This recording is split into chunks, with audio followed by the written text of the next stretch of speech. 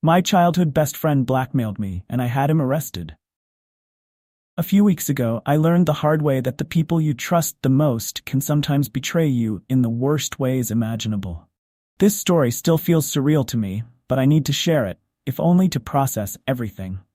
My childhood best friend, someone I'd known my entire life, turned my world upside down. We've been inseparable for as long as I can remember, sharing secrets, playing pranks, and being there for each other through everything.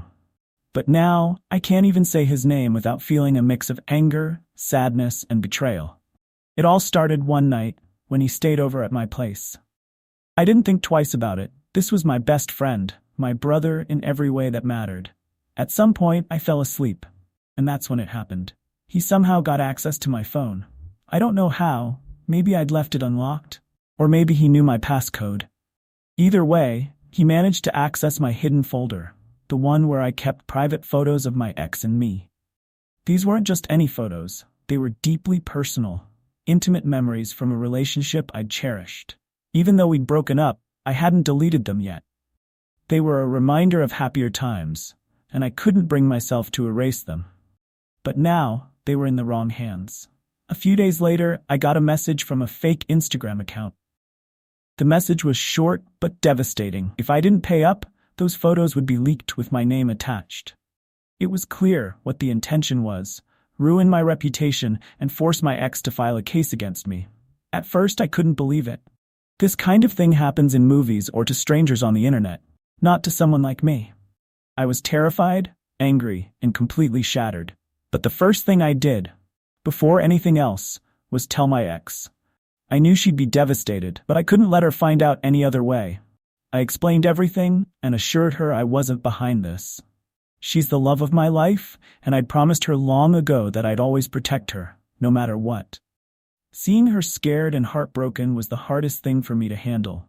She kept asking how this could happen, and honestly, I didn't have an answer. I was feeling suicidal. The guilt, the fear, the betrayal, it was all too much. But somewhere in the middle of that darkness, I knew I had to act. For her, for me, and for the promise I'd made. Without telling my family, I didn't want to drag them into this. I reached out to a few higher officials I knew. These were people I trusted, people who could help me without making it official. I told them everything, showed them the messages, and begged them to find out who was behind the fake account. It didn't take long. After a brief investigation, they managed to track the account back to its source, and that's when my world came crashing down again. It was him. My best friend. Even now, I can't wrap my head around it. This was the person I grew up with. The person who knew everything about me, and the one I thought I could trust more than anyone else. And he was the one who betrayed me in the most personal, hurtful way imaginable.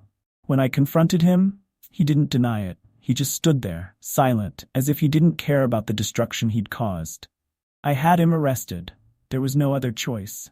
This wasn't just a betrayal. It was a crime, and I couldn't let him get away with it. I feel relieved now. Relieved that the photos were never leaked, that I kept my promise to my ex, and that I stood up for myself. But it's bittersweet.